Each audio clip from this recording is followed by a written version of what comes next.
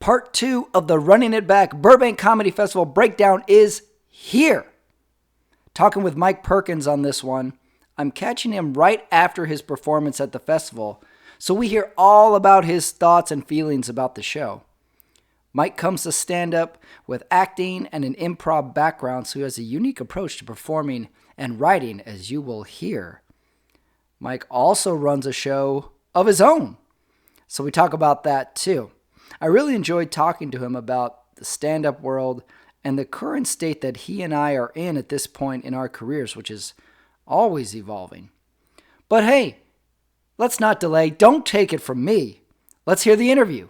Here's me and Mike Perkins.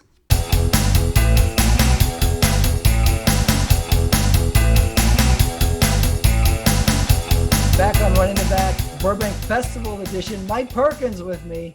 Hell yeah, baby. Mikey Late Nights. Perkins. Talking all things Burbank Comedy Festival. Before I start though, Mike, I was thinking about you. I'm cooking spaghetti yesterday. And the recipe calls for... That's what everybody says about me. Huh? Hey, I was cooking some pasta of some sort. I was making raviolis and... I'm cooking spaghetti. I'm going by... I have my like HelloFresh menu ingredients, and it says add extra virgin olive oil. I get it from my cabinet. I open it, and instinctually I pour it, and I'm like, oh! I couldn't help myself. I couldn't help myself drop into the Italian grandma voice. I was thinking I was the grandma in Goodfellas. Making spaghetti for Joe Pesci. I love that. Yeah. It's like lead, boom, you know? Right. I sat down. I was like eating it. I was pouring myself drinks. Then you're like, have you seen my paintings? Yeah. And this was all by myself, by the way. All by myself in my kitchen eating spaghetti. That's doing awesome. My Italian voices. So catch me up. You just did your second show of the festival. Just the second one, man. Right here. I'm here. I'm like fresh off stage. Feeling good, dude. The festival was great this year. Take me through your set tonight. What do you think? So I felt it was a 5 p.m. show, which I thought it was going to be kind of like, hey, no one's going to show up to a 5 p.m. show. And this is going to be rough, but it turned out fucking great. It was just a ton of people there. And I think people now just want to see live comedy because we're back and, you know, so it's like whatever hours of the day, they're going to come see you. And every comic was great. I mean, it's the festival, so they pick great people. But I felt so good about it, man. I went up right after the host. So I was like right at the start of the show, which was awesome. I just kind of brought my energy. I felt great about it, man. Yeah. It was really great. And everybody's doing 2 shows during the week. And then we see who gets to do the third show. Yeah. How about your first set? My first one was killer too, dude. 2 good ones. 2 good ones. So rare. Usually there's one good, one mediocre, one good, one bad. And the first one was good too. The first one I did was the Yoo-Hoo room one. So it was a smaller room. And same thing, there was like maybe 20 something people there, but in this small room, it's packed, baby. You know, and it was awesome, dude. It was such a great feeling. Like David Cronmiller is he's doing a documentary, the Unflappable documentary. Oh, I didn't know this. You know about this? Unflappable. You're a Flappers guy. Come on, man. He's got to get. Listen, Dave, get him on there, okay? Too busy making spaghetti. oh. I know a guy. Let me get you in this doc. You know a guy? I know a guy. I don't know anything about this. Catch me up on this. He was shooting it. He was doing it was more of a documentary about Flappers kind of surviving the pandemic, because they turned themselves into, you know, they were like a grocery store and that they were like doing like meals for the homeless and stuff, and just like all this stuff to like kind of convert the comedy club to stay alive during the pandemic. So Dave was doing a lot of that, but now with the festival, he was around just kind of taking pictures and doing videos of stuff.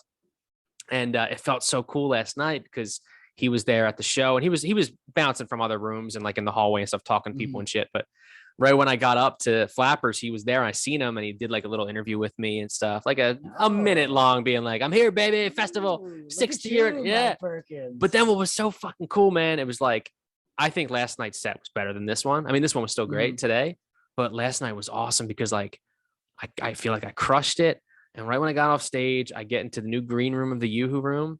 And he was there with the camera and everyone's like, all the other comics are clapping and giving me fist bumps and shit. So I just like felt like it was like that Netflix special moment where you're just like, what's up, man? Yeah. Just got off stage. Fucking. I gotta say, this festival, which is by and large kind of like a great festival for guys like you and me that are essentially in the minor leagues of comedy. We want to make it to the bigs. We're plugging away, but we're not there yet. So this festival, I think, is great for that. And then it's great right now because this is essentially us starting stand up in earnest again, at least here on the West Coast. But we haven't had anything. Everything opened up again, but not for us. You know, we had to start from ground zero again. Yeah. And now it seems like everything is kind of on the track with this festival. I felt so anyway. Yeah. Like we saw the faces again. The club is like at capacity again. And then we have the fact that you get 2 sets, I think is big. Yeah. Because usually we get a show and then and then it's like a week and a half. Yeah. And then you get another show. And we got like, I had two days in a row, and that feels really How were good. yours? You did Good. I had Sunday, Monday. Uh-huh. Sunday was the one I was worried about because I had Sunday 6 p.m. and I'm like, that's a tough day. That's good for Sundays though, dude. That's what I'm banking on. Yeah. Like, okay. Because it's not too late. People at work in the morning, but 6 p.m. is like, let's go out, do something. And I was the small room, and I was thinking, doesn't take a lot for the small room to feel good. So I got my hopes up. And the only thing that I got a little concerned about was somebody didn't show up, and I was going to be the guy right after the host. Oh, so, okay. I was going to be But that's early. still great. So I was like, oh, okay, well, you know what? At this point, nothing's shaking me because I'm already just excited enough to be here. Yeah. So I'm like, let's just go like I'm shot out of a cannon and go for it. And it was really good. I liked it. Excellent show. You know what's kind of weird though? We have the new green room. Yeah. With the Yoo-hoo room. Uh-huh. So it's got a little hallway that you walk into. Yeah, that little step thing. Right. Yeah. The host says, welcome such and such. And then you walk up the hallway, except the host and you always come into a little roadblock and you don't know who's going to go. Hey, what the fuck? Yeah. So there's always a solid 3.5 seconds of nobody on stage. Yeah. While you're figuring out who to let. Oh, pass. that is true. Yeah. You know, so it was that, but like excellent show was Sunday. Uh-huh. And then I had Monday night, and Monday was the one I was the most looking forward to. Monday, main room, 8 p.m. Oh, perfect. Like, okay, yeah. this is perfect. And it was awesome. Middle of the show, did all my stuff. Also, sometimes you're like, okay, now the show's good. Am I going to be good? Yeah. Can I remember? Am I going to bring this energy down? Right. Or I think of this all the time where I'm like, if the crowd's good, I'm good. If the crowd's bad, I'm bad. Like, I don't think I turn a crowd a lot of times. So I'm like, you get in your head a little bit, but Monday was the best. Monday was everything. I hit all the notes and left on a good joke, right on time. And I was like, okay, I did comedy. Exactly. You walk out like, I did. I was a comedian tonight. Yeah. So I felt good at the best about Monday. Yeah. Yeah. It was my experience. See, we're both hosts though, so that's why I actually love taking that second spot right after the host. Cause then you're still following that host energy. And even if the host doesn't have a lot of energy, you're the one that changes the whole room, baby. Yeah. I can see you know that. what I mean? I can see that. Even like the middle of the show too. Well, it depends. If you're like middle of the show and like the past 20 minutes have just been nothing, then you really have to be like, what's going on, baby? Like, let's bring it back. Oh, That's true. Yeah. That is true. Well, tell me about hosting a little bit. I was talking to Travis Tate yesterday, who came here from Salt Lake to do the festival. Uh-huh. He hosts a lot in Salt Lake City. We're talking about hosting a little bit. He was telling me a few different styles. Do you like hosting? Is it difficult to learn? I love it. What do you get out of hosting a show? Well, tell me how you host a show first, or the nuts and bolts of it. You open up with about how much time do you like? I like doing 10 because it's like something like Flappers. A lot of places they want you to do housework. So the house where you got to be like, hey, make sure the bathrooms are over here. With Flappers, like you fill out the raffle ticket and tip your wait staff or whatever. But there's an art in that as well, because when you're doing that, like kind of like tedious, like kind of like if you need to use the bathroom and also no cell phones and also please do, blah, blah, blah. You got to bring that energy back up. So like one of the tricks of the trade is you say, give it up for your wait staff one more time. And that's when everyone claps. And then you go back into your material. Okay. That's one of the tricks. So you go on that. Yeah. You go on that. You sort of like get yourself a little momentum. Yeah. To bring it in. Or you feed it into your material too. I kind of sometimes do that. Yeah. Is it heavy material for you? The hosting spot? Is it talking to the crowd? Is it both? I think you really need to, I know a lot of my material is a lot of it's not interacting, but like also like connecting. Mhm. So it's more like, I'm half the bot, all the Bing, you know what I mean? Mhm. So I kind of like bring that person up front to kind of Yeah. like, focus on me and stuff instead of just kind of going right into the material. But also just kind of like, just play around with people. And it's like your eyes lit up when I said that, or like Mhm. whatever. And just kind of, some hosts actually just kind of make other people talk to each other. Like, where are you guys from? All this stuff and blah, blah. Mhm. But like too much crowd work, you don't want to do too much of it, but you also want to loosen the crowd up. Yeah. And that's your main goal. And that's in between hosting when you're bringing other comics up. That's when you're supposed to be like, you are the audience guy. Mhm. If the audience Yeah. love like Patrick Ramirez, just what you just fucking crushed. And I'm like, guys, Patrick's the best. Come on. I love that. Like, Yeah. Whatever you're the audience's voice. That's how you gotta treat it when you're hosting. Yeah. Good point. I think the same thing. Cause about 2/3 of the way into the show, you're essentially an audience member who happens to be on the stage. And Exactly. you're like, wasn't that guy great? Or we still got some good stuff coming. Or, Yeah. here comes the checks. Like, yeah, you essentially become the audience member representative That's what you have to be. on the stage. Good Yeah. hosts are like that. Yeah. I It think. took me a while to kind of figure out that you're more audience than you are performer. Yeah. But the good thing about it, what I always like about hosting is it's essentially your show. Yeah. At least with these shows that we do, which is more showcase where everybody's doing kind of 5 to 10 minutes all the way through, as opposed to a traditional show where it's host, middle act, headliner. It's the headliner show. Yeah. But the shows you and I do on the weekly basis, I like them because you're kind of driving the bus. Yeah. You're like, okay, I'm going to take you here. Okay, we got a good one. He's on my show. So it's good. Yeah. She's coming up. It's on my show. We're having a good time. Yeah. Because Travis was telling me they do a thing in Salt Lake for their open mics where the host is off stage. The host does a little bit of time up front and then they host from off stage. And he just calls them up after that. Right. He kind of does radio and talks and he says, I like it because this, I keep it rolling. I say, oh yeah, I would want the stage time. And he was saying, no, you do it this way. It's better this way. So it's interesting. Everyone's got their own little approach. And I get there's more than one way to do it. I would feel that's too much of like an audition. It's an open mic, I guess, too. It's easier for the open mic host because we both hosted the open mic. Yeah. Where it's like you do have to go up and be like, give it up one more time for Tom for talking about his dick. Anyway, I think I was at that open mic. Julie. Yeah. I know he stole my joke. Yeah. That's my dick joke. What do you mean? Sometimes too, if you're hosting open mic, which that's essentially the first gig we all get out of the gates. If any club likes any bit of you, they'll let you host the open mic. Yeah. So that's where you start. So you're trying to have fun with it, but not every open micer is down with it. But if you're just like, all right, give it up one more time for Tom. Now, Patrick, you here? Okay, yeah, go up there. All right, good job, Pete. Yeah. Good job, Pete. Good job. But you're just like, get up there. Go ahead. No, you're not like, the whole thing about comedy is like that handshake too, dude. You know what I mean? Yeah. That on stage, like, great job, dude. All of that stuff too. Yeah. Yeah, that's true. The hosting the open mic is tricky. Is you don't know who is at what mental state also.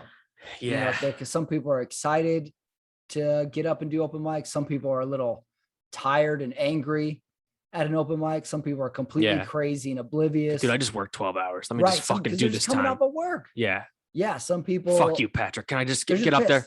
So you don't know what you're going to get. It is kind of a comedy boot camp. Yeah. Those hosting of open mics, but it does give you some good sort of road miles, city miles. It does. Yeah. It gets you better at hosting regular gigs too. Though. Yeah. Because that's when you kind of just want to keep the show moving and kind of just keep the energy for the audience, Have you ever hosted a showcase open mic where it was just the audience hated you? Like you just couldn't get over the hump with them?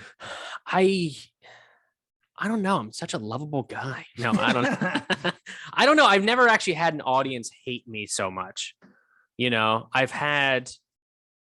don't think I ever have.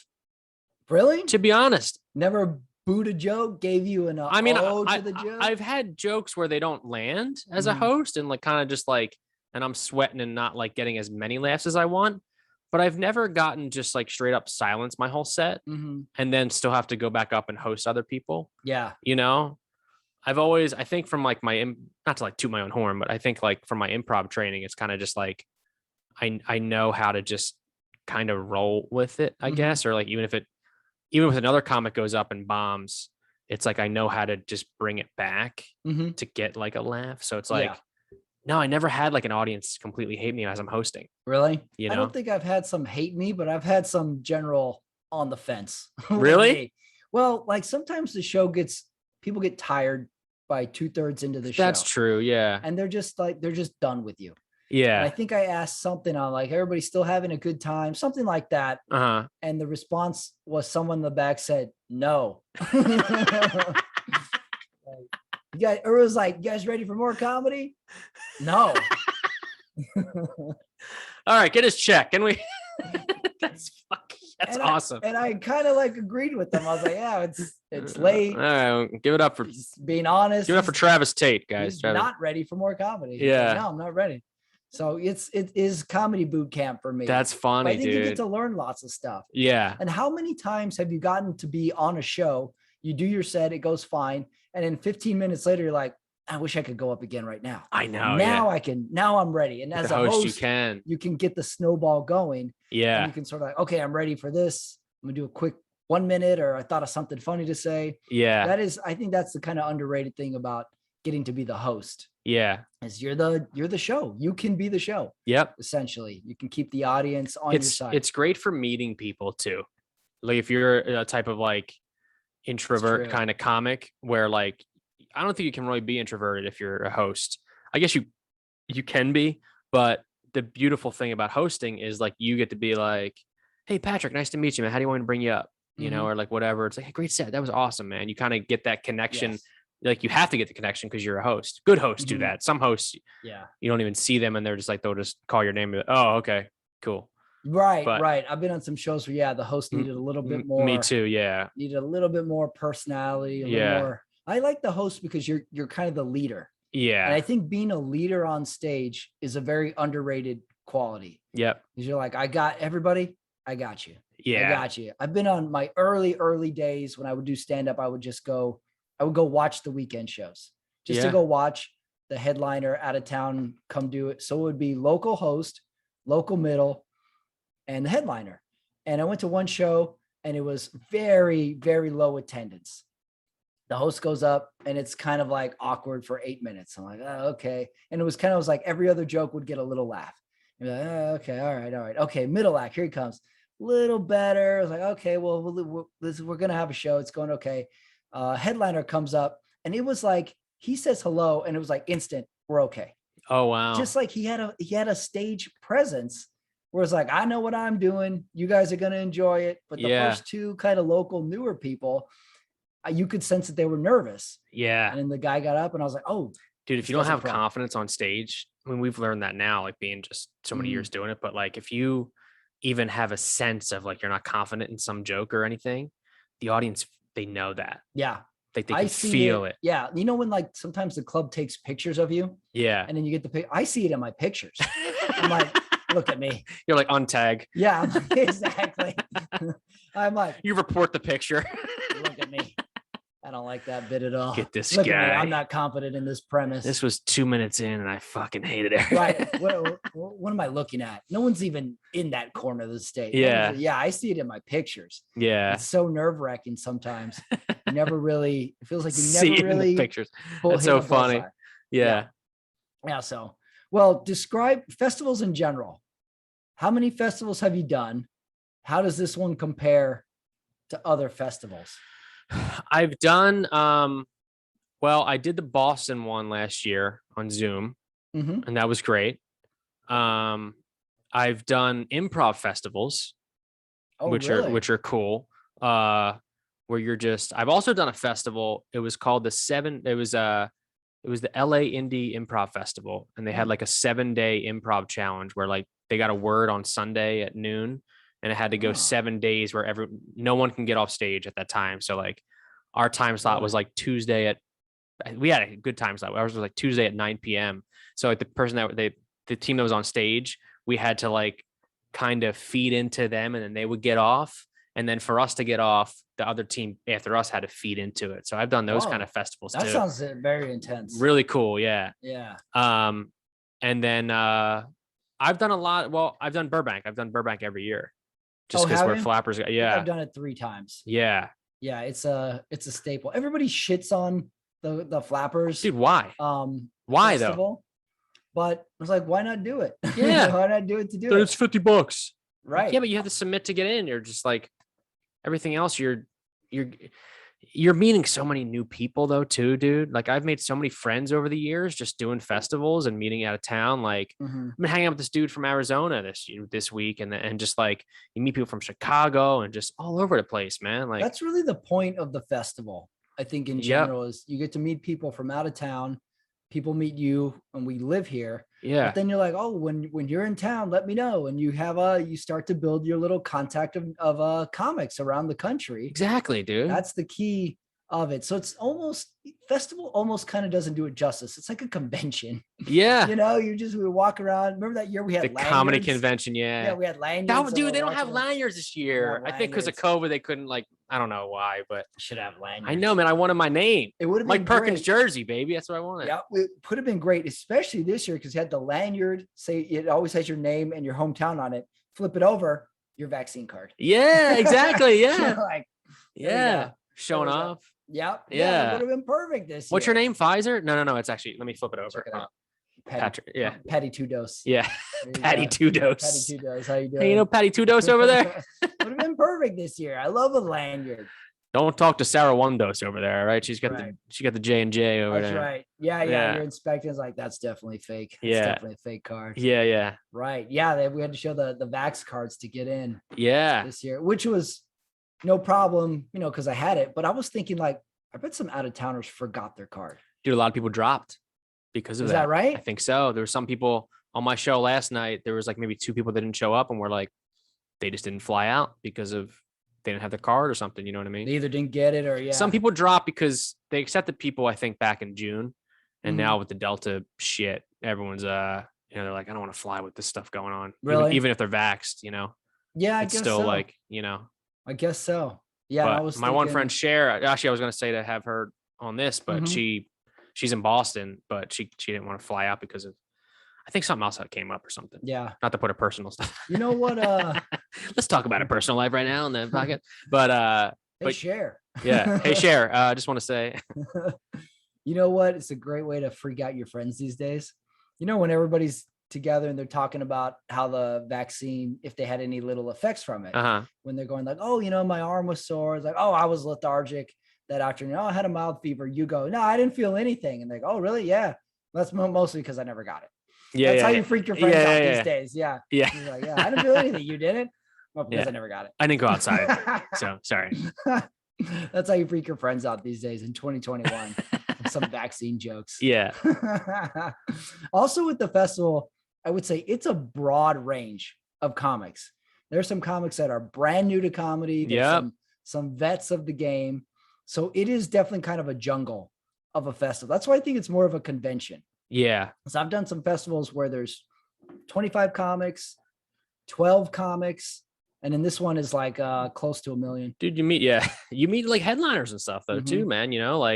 Like we're saying, like a couple of my best, like, really good friends of mine back in Boston, Kelly McFarlane and Carolyn Plummer. Yeah. Did you meet them at the festival a couple years ago? No, it doesn't sound familiar. Carolyn was here 2 years ago, but these girls I met like 6 years ago when I did a festival for the first time. Mhm. And they like headline and tour and like all over the country and stuff. And they did the Burbank festival, and what's cool is like Kelly came back later to headline Flappers, and she had me feature for her on the weekend. And like I got to go out. I went out to when I traveled back to Boston, I hit them up and then we got dinner and stuff. And then she put me on her show. It's like that's the networking that Right. like you make friends from all over, which Mhm. is that's the beauty of festivals. Some people are really, really good at that. Really good Yeah. at making friends. Took me a while Yeah. to kind of be a little more talkative, a little bit more outward and saying hello to people. And Yeah. some people, they are made to kind of shake hands. I'll give, what's his name? Preacher Lawson. Yep.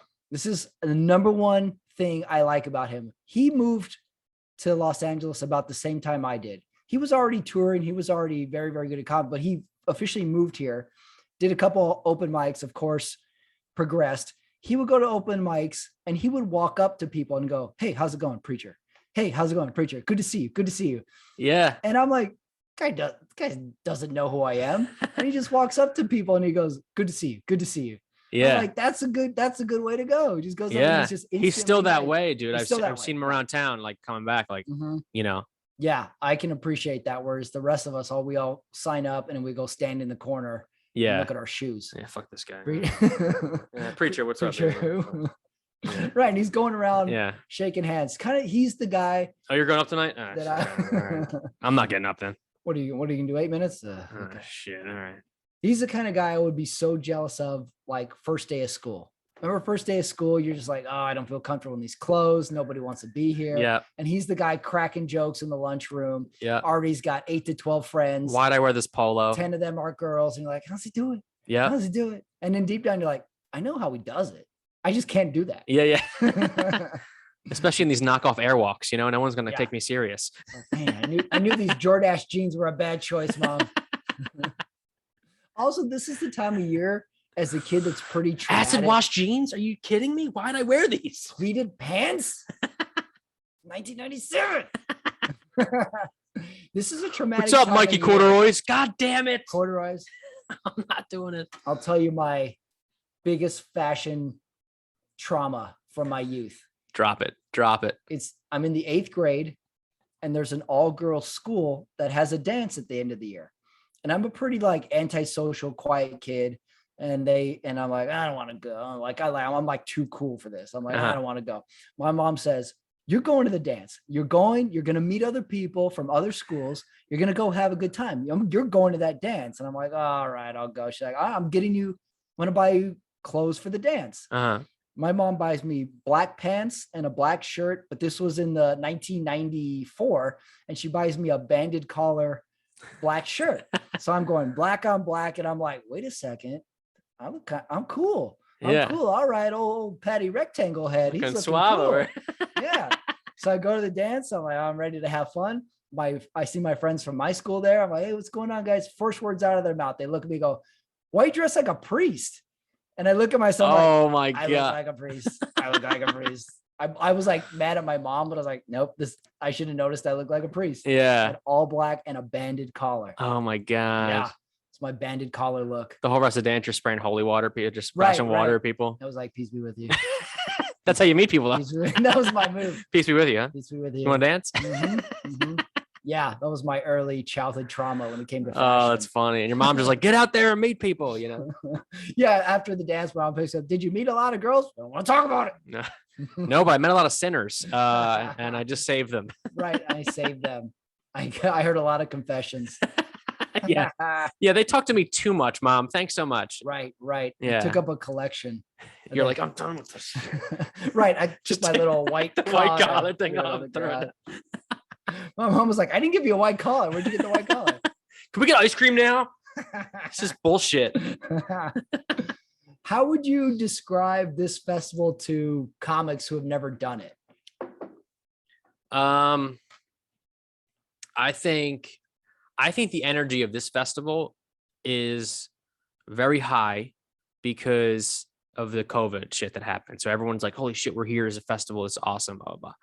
I think, but in general, I think it's like we're saying, like friends of ours at like, why are you doing the Burbank festival? Why are you doing this? It's like, why wouldn't you do it? Yeah. You live here, do it to meet people and just put yourself out there.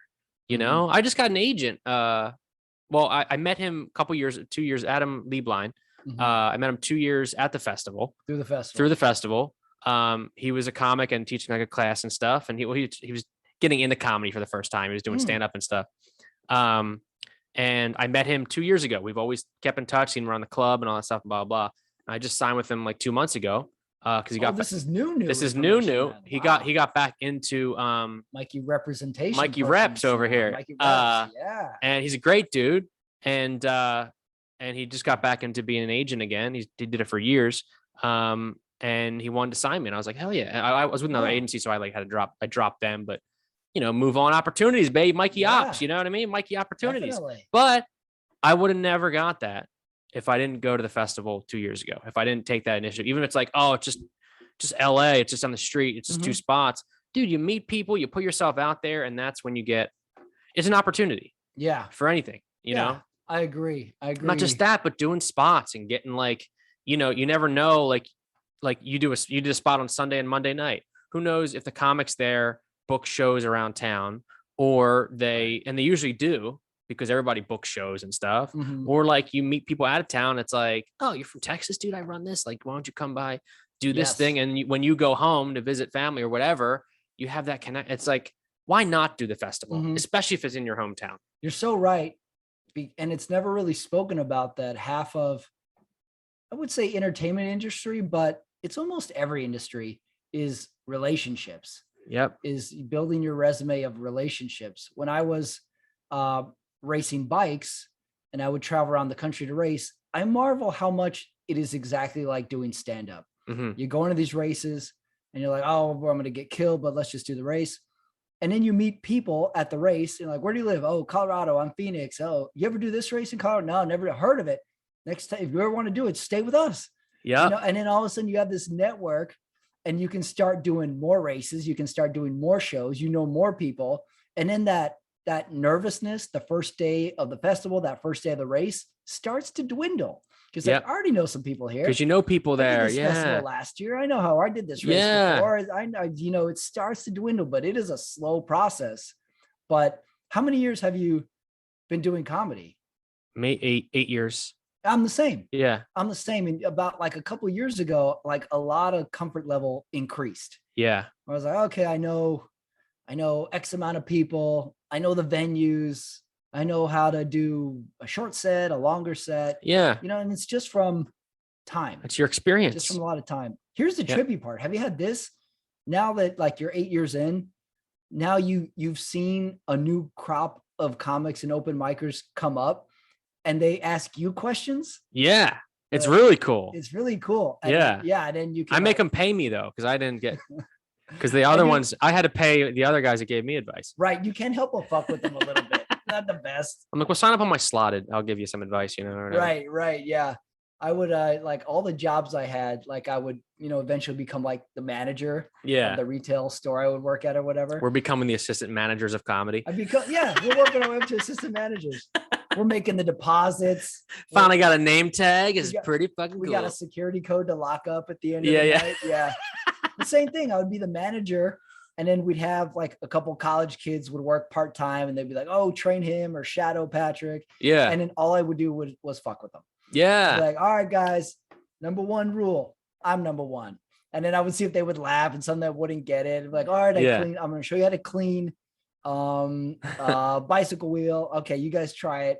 And be like, all right, how'd I do? I was like, I'll give you an 8. All right, that's out of 100. Yeah. And I would just mess with them. Yeah. And that's what I do with the new comics too. Yeah. It's great fun. How'd you like my set? I hated it. You know, I hated it. All right, everybody. Stan here is going to do 8 minutes. It'll feel like 10. Yeah. And then we'll get rolling. Yeah, whatever. What? Huh? At some point it turns into that Pat guy's a dick. Yeah. But yeah, now we have a little bit, I would say like the freshmen have come in and I'm like finishing up the sophomore year. I feel like we're in sophomore, junior year of comedy. Sophomore is a long year in comedy. Yeah. I'm willing to say sophomore year can last 5 years. Yeah. You know? So yeah, now I have seen that 8 years in is definitely, you've seen a crop. We're at the point where it's like you're about to hit, or you're still getting to that. You feel like you level up. You know what I mean? Mm-hmm. I feel like after the festival, I'm back at my level I was pre-pandemic. I feel like live show style. You know? Did you feel you lost something in pandemic time, or I was had to come build yourself back up? I think so. I think specifically. I think just kind of finding your rhythm back on stage and kind of being confident in it, you know, because like, not that it's like stage fright, but it's more of like, I have to know how to ride the waves again of live shows, where like you had to learn to ride the Zoom wave, the Wi-Fi wave of it all, which we had to do Zoom shows for this, which was like, I was nervous for them because I've been doing live shows now again for a couple of months. So it's like when we first got in the pandemic, you're like, this fucking Zoom show, you were like nervous to do the first one. Yeah. You know? Yeah. That's the other thing. It's not, we've all taken a break from comedy and then it comes back, but it's not like we're just coming back. everybody's coming back. Yeah. Everybody's nervous. Crowds are even nervous. Yeah. So it is like it's not even starting from zero again. We're starting from like a whole new zero. Yeah. So yeah, it feels like it's which is the name of my first special, A Whole New Zero. Starting from zero. Whole New Zero with Mike Perkins. A Whole New Zero. I like it. I like it. It's actually my dating profile name, A Whole New Zero. Whole New Zero. Start a dating profile just to promote your special. Oh, that's good. How about that? See how many girls swipe right to watch it. Mm-hmm. Right. It's gonna be one of those weird profiles where it shows you the women that swipe no on you. Like, dude, Yeah. Who started this app? I want to see who said no on me. Yeah. Oh my God. What That's about funny. this? 8 years in, advice to that first year comic. Say you have that first year comic, he's going to shows and he's like, hey, Mike Perkins, what advice would you have for me? What would you tell a new comic? This is one question I've been like pondering for a long time now. Subscribe to my YouTube, follow me on Instagram. Mm-hmm. Just watch all my shit. Just please help me. Give me $1. Yeah. Tell all your friends to come to my show. No, I think just like there's a lot of comics this year on the festival that are like a year and a half in or something. And Mhm. it's like, it's cool seeing them. It's like, but they're already putting themselves out there. I think that's the biggest thing is like, well, actually the one advice that I took and I learned is like, don't spread yourself so thin where you're just constantly getting up everywhere your first year or two in, because that's when you're going to bomb. So, because their first impression is everything for everybody, you know? So like I know me and you are the same. We stuck to flappers like our first couple years. And we did the ice house and stuff like that too. Like try to like branch out, but like stick to one club and grow from that and then put yourself out there. Instead of just being like, because you only have 3 minutes, 5 minutes of jokes in your first year. Right. And like, you're going to use that same 5 everywhere. But if you don't know how to ride the wave or actually like be able to like dig yourself out of a hole of a show, then you're just going to bomb for that club. You're going to bomb for this show. You're going to bomb for that. But at the same time, when you feel you're ready, just hang out and put yourself out there, you know? Yeah. Yeah. I think that's a good way to go is focus on a couple of small little bites. Yeah. Try and go for it because it can get overwhelming real quick. If the new comic is starting, say in Los Angeles, it's a little different ball game than the new comic starting in that middle market. I started in LA pretty much. Yeah, you started in LA. Yeah, I did open mics in Philly and stuff, but it's more of like I was consistent in LA.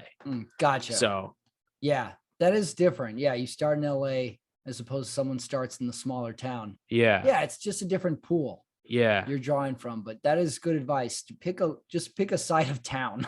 Get a crew of people together and kind of keep growing and then kind of start branching out and don't rush yourself. You know, it's not a race, it's a marathon.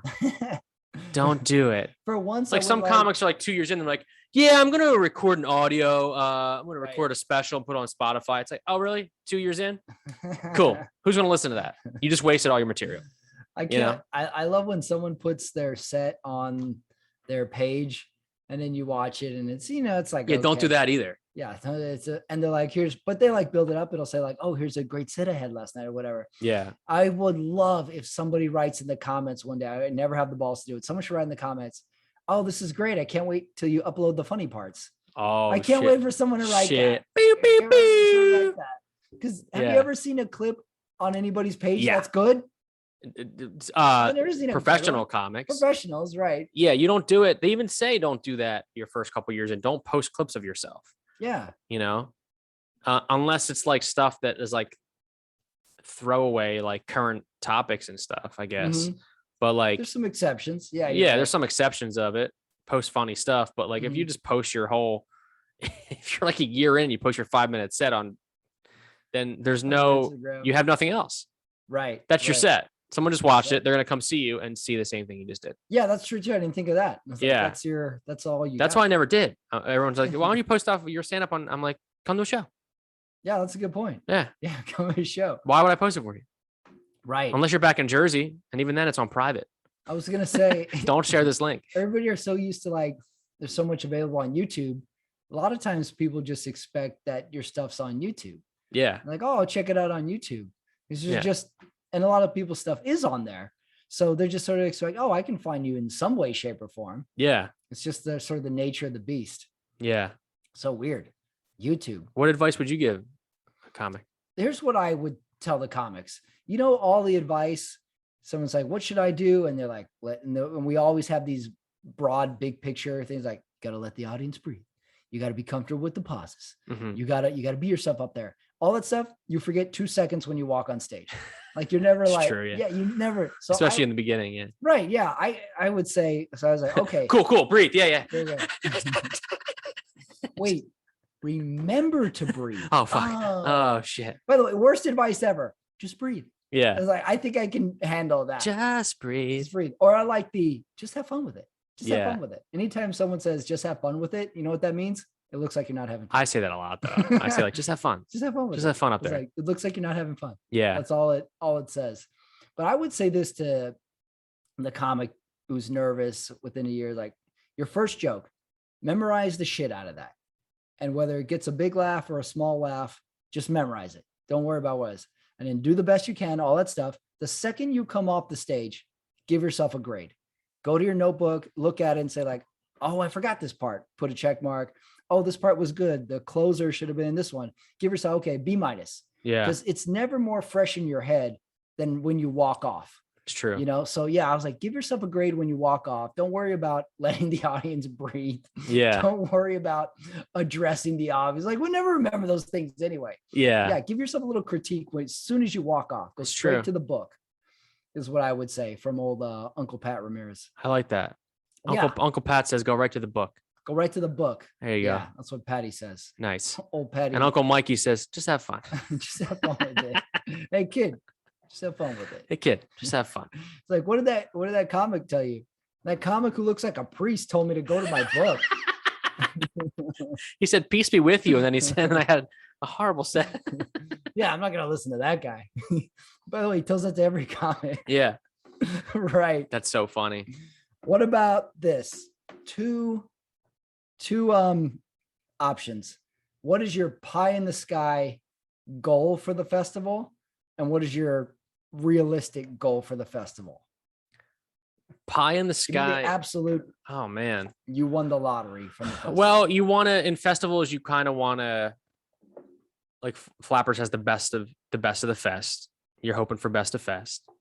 And a lot of other festivals is just like, hey, I just want to maybe get in front of my pie in the sky is get in front of casting directors and get in front of like bookers, like for like late night and stuff like that. That's what I want to get in front of. That's my pie in the sky goal is like, hey, I want to represent you. I want, send me a tape, like Mary Gallagher. She had, when she did Colbert, she met the booker. I think she actually emailed the booker and got like a tape and stuff sent to her. But it's like those kind of people that can get you just meet though. That's the pie in the sky, to get that. My expectations is to maybe just get free pizza.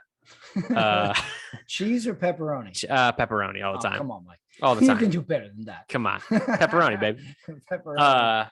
I think I think if what was the question again? What's your pie in the sky? And pie then in the sky was get on late night, and then the practical expectation. Practical expectation. Practical obtainable goal. I think the obtainable goal is to put yourself out there and meet people. That's the obtainable goal every single festival you do. That's the one. Very obtainable. And if you don't do that, what's the point of going to the fucking festival? Yeah. If you're not going to meet, if you're just going to do your set and leave, gotta hang. Mikey Practical. Mikey Prax, Mikey Practical. I think that's that's the obtainable goal. Make 5 to 10 new friends. Talk to them, hang out, for like an hour, talk, whatever it is, after the show, like, oh, great set, where are you from? Arizona, whatever it is. Yeah. That's the obtainable goal because that's what you can control. You can control that.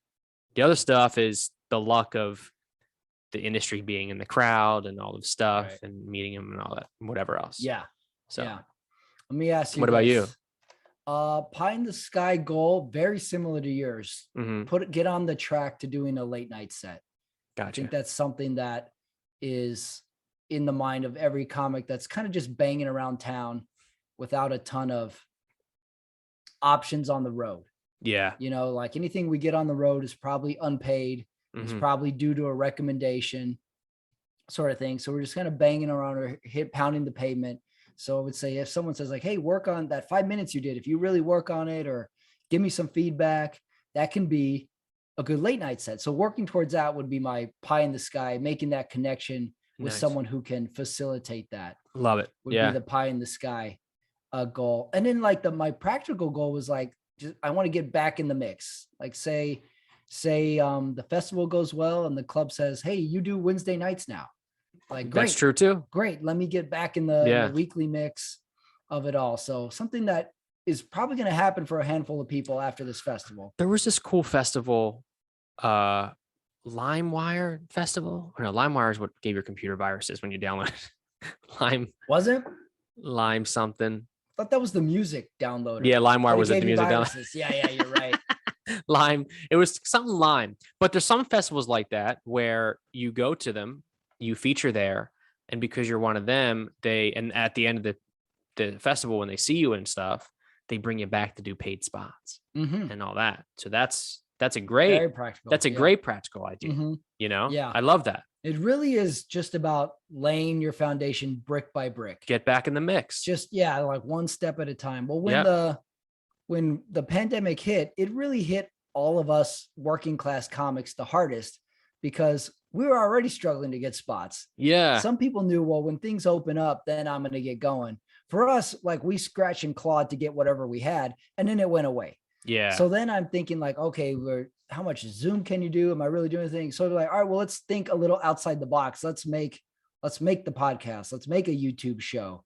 Yeah. It's kind of like what I did with this is let's just start thinking. And then we're here, baby. We're here in the studio with Mike Perkins. So it kind of becomes like, you got to get creative or you're just going to wither away. Yeah. If you just sit in the room all day and say like, when's it coming back? Or I did 8 minutes once. It's going to be Let me tell you about a time I did 8 minutes. I did 8 minutes. In the Yoo-hoo. Let me tell you, it was a quiet night. I asked everybody, you guys ready for some comedy? And a guy said, no. He looked at me, kids. And he said no. And I knew it was going to be a good show. Now, who wants ice cream? Grandpa Patrick, tell us more stories about your comedy then. Grandpa Patrick is weird. He looks like a priest. He has a rectangle head. Mom, why is he always wearing that white collar? Yeah. Odd host. Very odd host in the little comment cards after the show. Yeah. Odd host. Patrick Ramirez, odd host. Voted most odd host in town. Holiest host. Yeah. Right.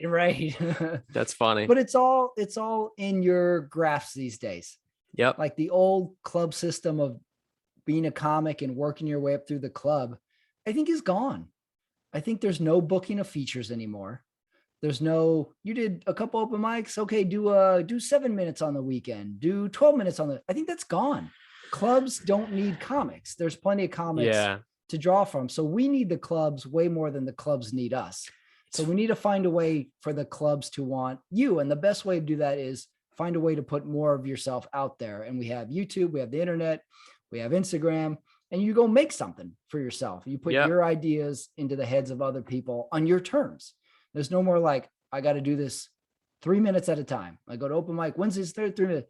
Now there's an option. And people have had success with it. People have made the crazy, funny videos. They get super popular. And now the clubs are like, that guy will fill a room.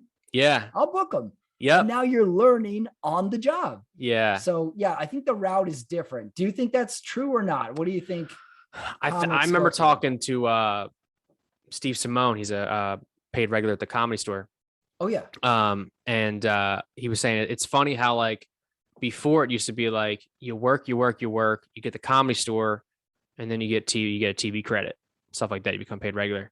Now, in order to be a paid regular at the Comedy Store, you have to have a TV credit. So it's like even like guys like Brad Williams, who's had like 2 Showtime specials and toured the country, he just became a paid regular like 2 years ago at the store. Weird. And it's like, whoa, why? Yeah. It's that hard to get into certain clubs, Mm-hmm. you just got to put Stand-up your time in and has changed, yeah, in the last handful yeah. of years. It's And gone the other direction. It's kind of weird. The notion is now like, oh, you want to do stand-up?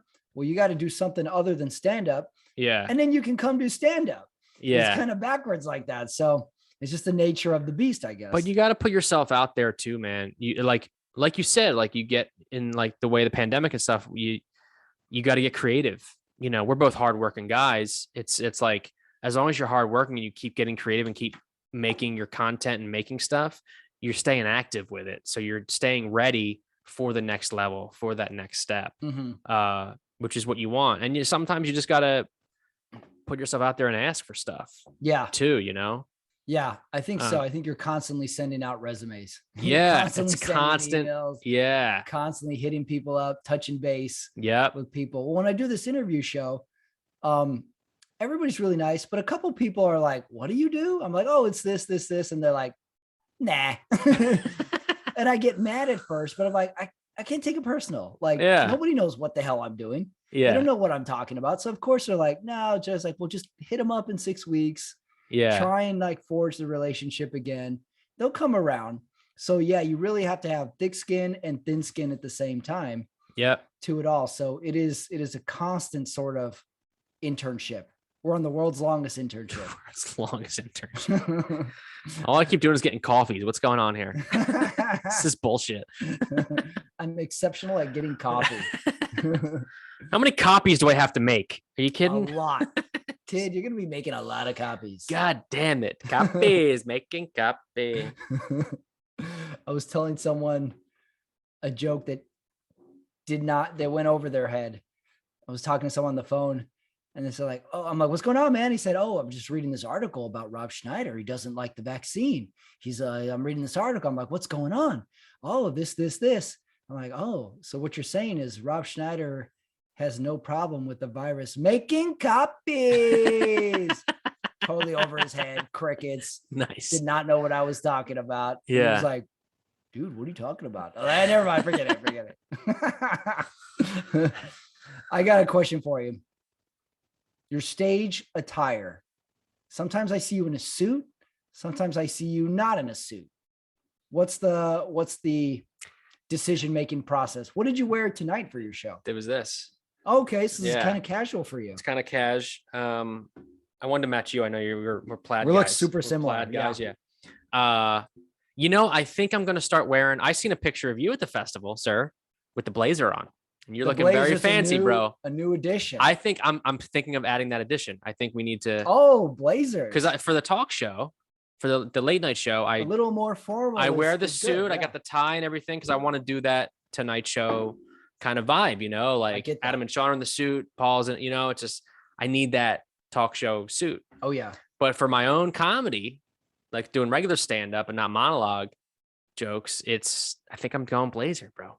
Really? I think I need to go blazer. Are you thinking blazer button down tie? Are you thinking blazer open shirt button down? I think either in my own insecurity, I think I need to lose a little bit of weight in the gut right here. A little weight. If I lose a little weight, then I can Mikey treadmills. Mikey treads, you know what I mean? He's gotta stop eating that spaghetti. Every night we eat spaghetti. I'll make you some spaghetti, Mike. I got pasta over here. I think like fix you a plate. I think tucked in shirt, but you look good. You had the t-shirt on. I did the t-shirt blazer. Black t-shirt blazer. Very nervous about it, but it looked great. Yeah, I think you look great. Okay. Yep, it looked good. Keep that for important shows. That's a good one.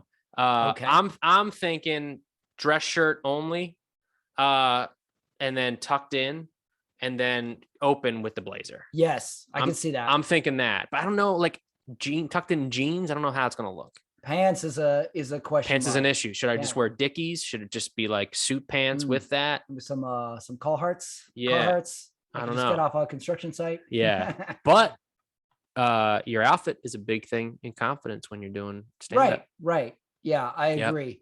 I was trying I feel good in the wintertime because I rock a hoodie with the bomber jacket now. Oh yeah. Because I've heard it's all about the layers. Winter and I feel good. Is very, very good for stand-ups because they can have that layer. I feel good. I almost think it's an insecurity thing too. Yep. Like a lot of comics rarely go on stage with short sleeves. Yeah. And I think there's something to that. They feel like they're kind of lacking something. So the winter, you got the built-in excuse. I can wear my hoodie. I can wear my bomber jacket. Yeah. I can wear a vest or whatever. Shout out Christina Fernandez tonight at the one show at the on my show. She wore like a nice, like super nice dress. It had the puffy on top. It was like kind of like not like gown, but like she was just like, it was such a good attire for her. And I'm like, instead of like some comics are just like, it's guys too. It's just like they go up with like, you know, fucking rusty t-shirt and jeans with like, you know, Converse on or something, you know, just like snooze. But like, I think like, dude, dress to impress too, you know? The dress I love that is very tricky because it can go wrong. The shoes mean it. I'm always rocking some nice shoes. You know what I mean? Gotcha. I'm always rocking. That makes it. It's a good note. That makes this classy, you know, I think. The attire is so tricky because it can go wrong. If you do too much, all people do is look at what you're wearing. Say you're wearing something unique. Yeah. Say you're wearing the t-shirt that says something on it. You got like the ironic tee. You don't want words. People just read it and look at it. Or like the cute chick that's got the tight belly shirt. Yeah. I don't know if it's Pat Ramirez horny dude or just Pat Ramirez dude. All I do is stare at the skin. Yeah. And I'm just, what's going on there? Yeah. What's going on there? How do you get those jeans on? Yeah. How do you take those tight jeans off? That's why they say never wear shorts on stage for dudes and girls, especially because you're like girls wearing shorts. You're like, what did she say? Yeah. We just stare. Yeah. We just stare. So great set. Great set. You're a good writer. You're a good writer. You're such a good writer. You're a good writer is got to be the most backhanded compliment in the comedy world. I know that essentially tells you have no stage presence, but a couple things made sense up there. You piece it together well, not yourself, but you piece the words together right. He's a good writer. He's a good writer. Good or writer. Sometimes someone's bombing and you're like, he's a good writer though. Yeah. That's how you know. That's how you know. Guys, give it up for this next guy. He's a really great writer. Right, give it up for Mike Perkins. Yeah. Sometimes they come up to that and you're like, what's that mean? Yeah. He's a good writer though. He's a good writer. So you're going to go to the suit and you want to lose weight. What are you going to do to lose weight? How much do you want to lose? I just need to lose the gut. I don't care about the pounds or numbers. I don't care about the pounds. I'm not a numbers guy. I just got to get rid of it. I think because if I want to tuck this in, I don't want it to be like, okay. You know what I mean? If I button it up, it's like the gut is like hanging out, you know? That's why I used to just go dress shirt, completely buttoned starting out. And because I was, you know, no tie. I was skinnier. No tie. I would just wear jeans, jeans with a dress shirt and dress shoes. That's very East Coast, Mike. It's very East Coast. It's so East Coast. The button up. Yeah. East Coast too. I've never seen anybody else do this. East Coast button up shorts. Is that an East Coast thing? We have like kind of the beach cargo-y shorts, but a button-up shirt. I had a roommate in college from New York. If you do roll up the sleeves, they do the cargo shorts with the roll up, like it's like a pink or light blue. Fucking right. Yeah. It's kind of like almost boat. It's like Aeropostale. Like yeah. Yep. Yeah. Yeah. Button up with the shorts. Yeah. What are you gonna do to lose the weight? You got a plan? I don't know, dude. No. I just gonna like just maybe do some ab crusher, you know. I got an ab crusher. Do that. Stop eating like shit. You know what I mean? Okay. You know, a little less just pasta on the Sunday dinners. Yeah, exactly. You know, quarantine, like I gained like 15 over quarantine, I think, man. Did you really? Yeah, I did. How so? Quarantine 15. I mean, when we went into lockdown, my last like grocery shopping in March of 2020 was like Twinkies, Doritos, bacon. I was just like grabbing all this shit because I'm like, it's the end of the world. I was just grabbing. I was like, dude, I was just talking about this because I was having like my own little taco parties. I would watch Narcos and like just eat tacos and just fucking Twinkies and shit. And I'm just like, I went through the whole season just like, you know. Think you were stress eating or this was comfort eating? I think I'm not that good of a cook, so I know how to heat stuff up. I'm really good at heating shit up. Yeah. Really? You don't cook? No. Really? Well, I started making like pasta and stuff, but you're not really making that. You're kind of just, you know, I'll cook a steak up on my grill and shit. Okay. I'll do that. Huh. But I don't like cook, you know. Mike, this is why you can never become a made man. Why? You're half Italian and you can't cook. You're never going to become a made man. You make the gumad cook for you. Come on. Maybe so. You got to become a made man with your 100% Italian blood. Yeah, he's not. Someone's got to break that barrier. Yeah. He's got to be the first to break the made man barrier. Before we go, give me your Mount Rushmore mob movies. Oh, we're going mob again. Here we go. Yeah, I love it. I need my mob fix. I love it. I rewatched and then I got a follow-up that I need to know. It's Goodfellas is up there. Also, funny tag, this past weekend, this guy heard me talking, I was just talking, just normal talking. He's like, "Have you ever seen Goodfellas?" And I was like, "Oh yeah, I love that movie." He's like, "Yeah, it's such a great movie. You sound just like them." And I was like, "What are you talking about? What do you mean? What do you mean? What do you mean?" I'm like, "Actually, Joe Pesci's my uncle. What do you want? What do you want from me?" "Oh, how you doing?" Right. And then you fixed his collar. Yeah. Give him a slap on the cheek. Yeah. I'm like, "You're a good kid. Get on out of here." He's like, "I'm 65 years old." As an adult. It's like, "You're good. You're good. Get out of here. You're good. Actually, I shouldn't touch your face. It's COVID time. Sorry." Right. I sanitized before I touch your face. Oh yeah. I wonder if the mobsters are putting like a little like towelette in between their hand, like when they hit their face these days to like be safe. That's so funny. Someone should write that sketch. COVID mob. I'll do it, dude. I thought about it. COVID mob. We were doing like mob PSAs and stuff, like what you do. So we were gonna do like a mafia like mask sketch and shit. That'd be good. But you don't have your fucking Vax card. Right. No fucking Vax card. What are you doing? I can get you one. I know a guy. Right. They could be getting Vax cards. Yeah. They should have like shiny masks. I got some more vaccines if you need some. I know they fell off the, Got these Vax cards. Don't worry about it. It doesn't say Pfizer, it says Vesuvio or something on there. Right. You got 2 doses of Vesuvio? What is this? My Vax card says it's from the brand Vicks. Yeah. They don't make a vaccine. Give me that. What are you doing, man? There you go. Get out of here. Yeah, you're good. Yeah. It's there. That's a good idea. Good idea. That's funny. You got Goodfellas. I would say Goodfellas. Goodfellas. Casino, which David Spade's one of my favorite David Spade jokes when he was doing his one talk show back in like 99 or whatever it was. He's like, Casino he's like he said something about Goodfellas, and he's like, we're calling Casino Casinit because it's the same thing as Goodfellas. It's the same movie. Very similar. It's so funny. Yeah. Very similar. It's both De Niro and Pesci. I would say that. I would say Goodfellas, Casino, The Godfather, and then Godfather also counts as like 1 and 2. I think I would say. Yeah, you include 1 and 2. They're mixed in there at the Mount Rushmore. Any love for Godfather 3, or should it have never been made? I think it's okay.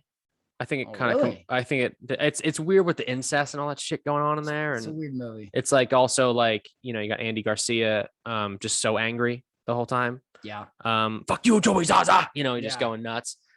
So what we got? Goodfellas, Casino, Godfather 1 and 2 and as one. And I love The Irishman, bro. You were saying that. People are very split on that movie. I love The Irishman. Very split on that movie. Yep. Okay, that's a good Mount Rushmore. Yeah. And then as a male, roughly my own age, have you ever seen the movie Heat? I love Heat. Okay, so you've seen it. I was talking to someone my age who never seen it. I love Heat. Almost threw him right out of the room. Yeah. Heat. Pound for pound, maybe the best Al Pacino lines per minute. Yeah. It's going to be hard to beat Sent for a Woman. Very hard. There's a lot of good lines in that one too. Yeah. But Heat, I think for every male, you have to see Heat. It's a good one. Yeah. That's my go-to movie. Is I just want to watch a good movie with a heist. Yeah. A lot of crazy lines. And then some of the stories not going to add up, but don't worry about I got to put Departed. It's so hard to put a Mount Rushmore because Departed is such a good movie too.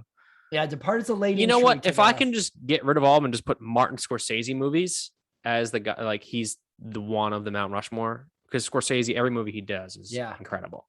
And it's always mob related for the most part. Yeah.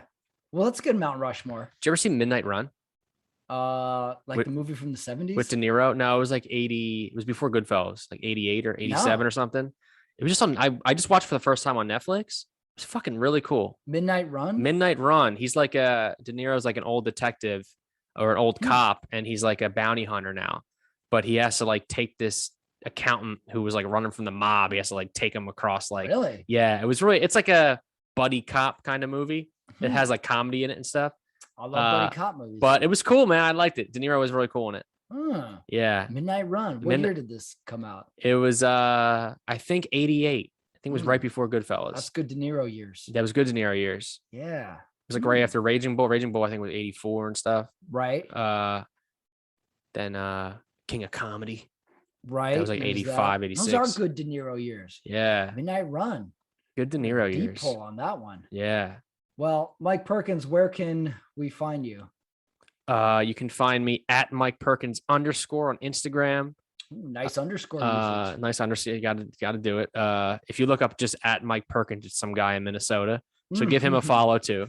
Follow us both. Yeah. Follow us both. Everyone says like, that's not me. Follow me. It's like, no, just follow me. Follow us both, man. Follow them all, man. Because then actually what you can do is you can follow him and then be like, hey, do you know this other Mike? Like, yeah, what's up with that? Well, you talked about it. It's about building relationships and networking. Exactly. It's all about networking. Get 2 Mike Perkins for the price of 1, and then themikeperkins.com. You can check out all my Another Late Show Tonight videos and all that stuff on there. Right. All Yeah, those that shows are great. Everybody should go check those out. Yeah. And you're doing them live again? We're back live, baby. We got to have you on the live show. I'm there. I'm there. It's such we're on the main stage now in Loft. It's been a good time. I'll bring the blazer. Bring the blazer. Perfect for late night. Yes, sir. Mike Perkins. Oh. That's it. That wraps up the Burbank Festival comedy breakdown. 2-parter series, 2 comedians, 2 interviews. The festival was a lot of fun. Broad range of experiences at the festival, as always. So it's good to hear what everybody's thoughts are. Don't forget, if you're new to my channel, give it a subscribe. I see these things. I love it. Not to mention there's a wealth of content on there. My interview series, a lot of range there. My football series, currently Diamonds Are Forever, is happening right now. You can check that out. That comes out right after Hard Knocks, which is Tuesday nights. So go see who's on that. See our thoughts as well. As always, thank you for listening to Running It Back. Catch me doing stand-up live very soon. So for me, Patrick Ramirez for Running It Back, and Mike Perkins, thank you for listening. See you soon.